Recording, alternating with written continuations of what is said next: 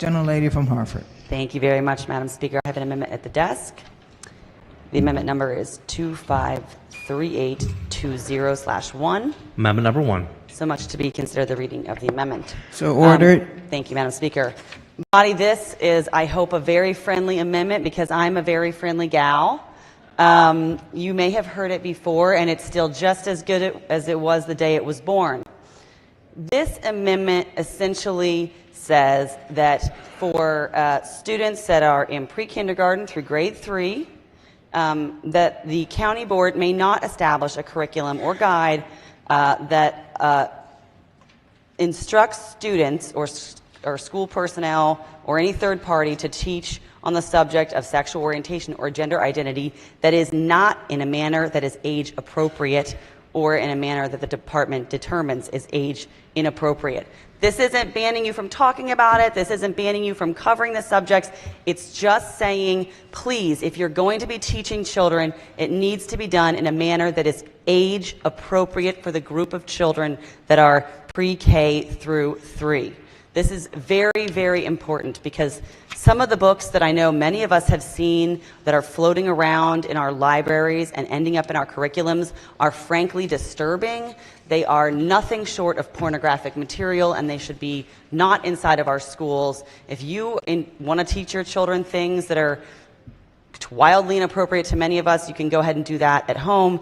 This amendment makes sure that if you are teaching our children who are young these issues, you are doing it in a way that their little, beautiful minds can comprehend and not in a way that is traumatizing or deleterious to their emotional development. And with that, I would move that amendment, Madam Speaker. Chair of the committee.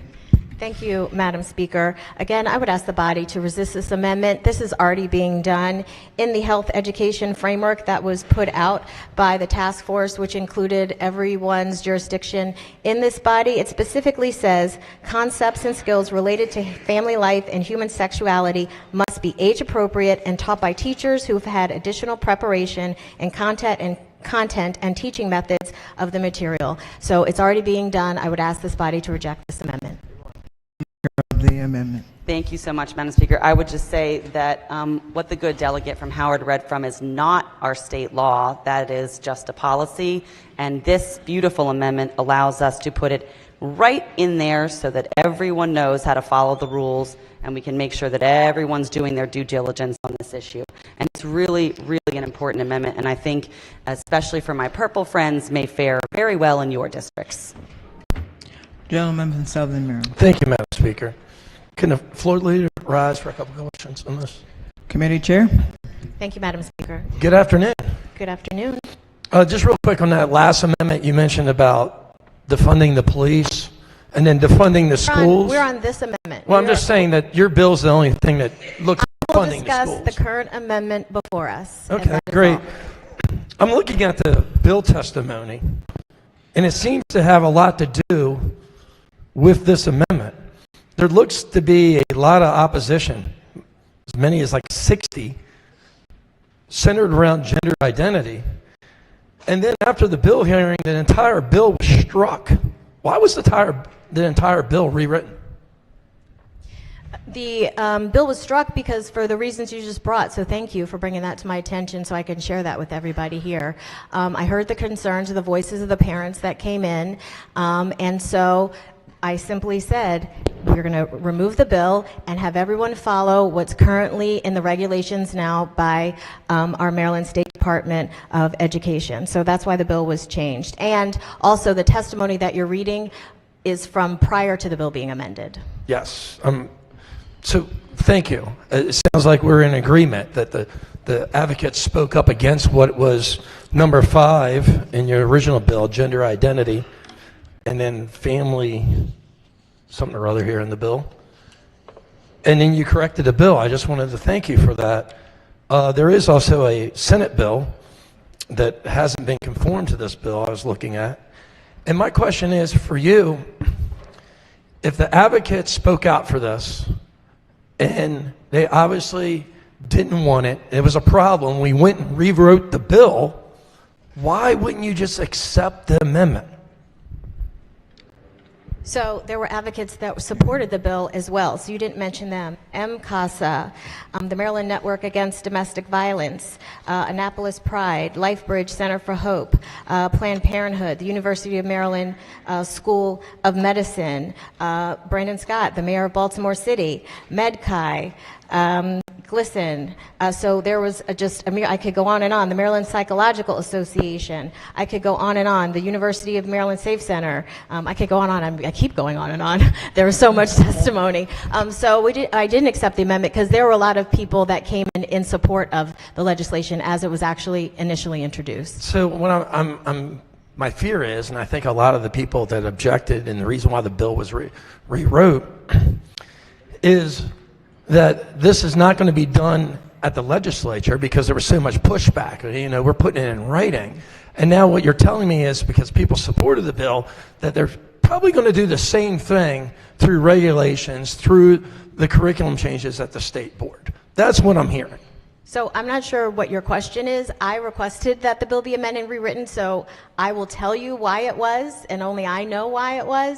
And it was actually to enforce what we're already supposed to be doing, what the local jurisdictions are already supposed to be doing. So that's why it was. But what is the problem with not accepting the amendment? The amendment is simply not to talk about gender identity between a kindergarten and third grade. So we're in somewhat of an agreement. That's the reason why the bill was rewritten. No, I don't think we're in agreement at all. And the amendment actually would get into curriculum writing, which is what the previous gentleman who had an amendment did not want to do. He did not want us at the state level to get into curriculum writing. And so we're going to leave that up to the local jurisdictions. So let me ask another question then, since we're kind of beating around the bush here. If a child came up to a teacher and said, you know, had questions about this, would the teacher be required to answer the child? Or would the teacher say, you know what, you're better off going home and asking your parents? This bill deals with what is taught in health classes, in the health curriculum, or actually any curriculum. If they're not following the math education curriculum. In your scenario, I don't know who the child is going up to. Are they going up to the teacher at recess? Are they going up to the principal? I don't know who you're talking about in the school system, so I can't answer that question. Well, when we originally started... I will tell you that in kindergarten, the framework that the local jurisdictions have to come up to is kindergartners are to recognize a range of ways people identify and express their gender, recognize it's important to treat people of gender identities and expressions with respect. That's the framework. The locals come up with that curriculum. In grade 1, it's essentially the same thing. It doesn't drastically change until you get to middle school. So all this talk about we're showing our kindergartners obscene material, we're talking to kindergartners about obscene, that's just trying to gaslight a situation. So let's not do that. Let's talk facts and let's talk about what's actually in the framework. That's what I'm happy to talk about. And I'm happy to continue to have a back and forth with you, but we've been here long and I know Madam Speaker doesn't want it, so I'm going to sit down. I would urge everyone to reject this amendment, but you're happy to continue. Thank you. I just kind of feel like you dodged the question there, because we're talking about the amendment, and that's what we're frankly on. We started this debate by bringing up another amendment, and you straightened it out. Well, you want to be on this amendment. And this amendment right now is to stop teachers, school officials from talking about gender identity from kids from kindergarten to third grade. Madam Speaker, I've never figured out, you know, there's this theory out here that teachers care so much about children, and they do. And we're really thankful for that. But they don't care about the children more than the parents care about the children. And there's some topics that I feel, and I think the majority of Marylanders feel, that should be addressed by the parents. And this is one of them. The amendment was offered in good faith. It seems like we had some like-mindedness, because we did rewrite an entire bill after the bill hearing. The amendment speaks toward that, and I thank the young lady for offering the amendment. I encourage everybody to vote for it. Thank you, Madam Speaker. Madam Speaker. Gentlelady from Montgomery. Thank you, Madam Speaker. I'd like to address the maker of the amendment. Yes, ma'am. Earlier today, we were walking to the State House. You were asking me about my daughter.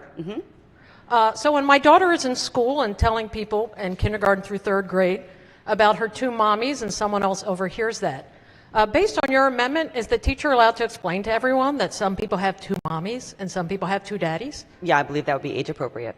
You think that would be age appropriate? So what in particular within the curriculum do you find age inappropriate? So it really depends on which district you're talking about and what they're actually teaching in the classroom. And in fact, it actually depends on which teachers specifically. So I have a friend, for example, whose child is in the Montgomery County school system, and she was struggling with some gender issues. In fact, there's been a 500% increase, as you may know, in gender identity concerns in your school children in your specific district, which I think stands out from many of our jurisdictions.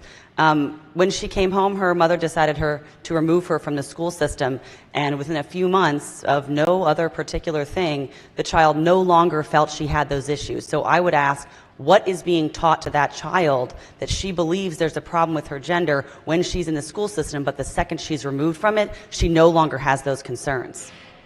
Thank you.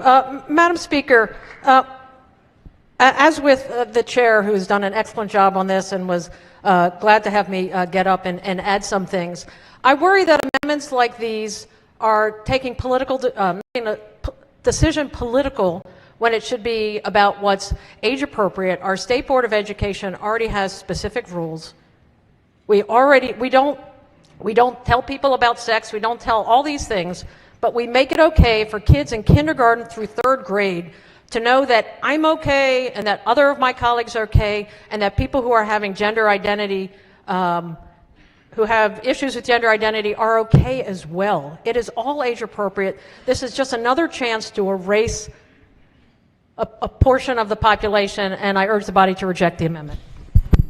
Maker of the amendment. Thank you, Madam Speaker. Body, this is a very reasonable amendment. I think that if you polled this amendment in all of your districts, you would find that most parents, no matter what party they're registered in, believe that this amendment is reasonable. We are not telling you that you need to discriminate against anybody's lifestyle choices or their family makeup. Every family is special and different, and that's okay.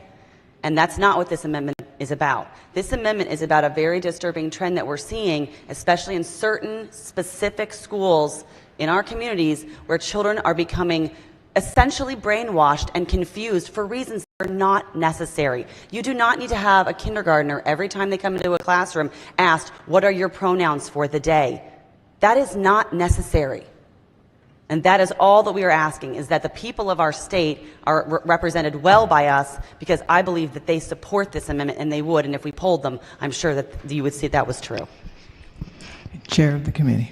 Thank you, Madam Speaker. I would urge this body not to get distracted. This bill is not about what was just discussed by the young lady from Harford County. This bill is, all it says is that, look, you need to follow the framework that has already been set out. And if you don't, there will be, as they say, consequences and repercussions. That's what this bill does. And specifically to the amendment, it's already being done. Apparently it was a good idea because it's already in the framework that the curriculum has to be age appropriate. So I would ask everyone to reject this amendment. Thank you, Madam Speaker. Maker of the amendment. Thank you, Madam Speaker. Curriculums change. They're going to change. They're going to change every year. So this just makes sure that our people are protected, that our children are protected. Madam Speaker, I would move my amendment. On the amendment, all in favor signify by saying aye. Aye. Oppose? No. Roll call. Madam Speaker.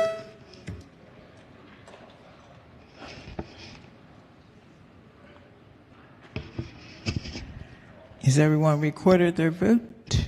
Clerk will call the roll. The amendment fails. Are there any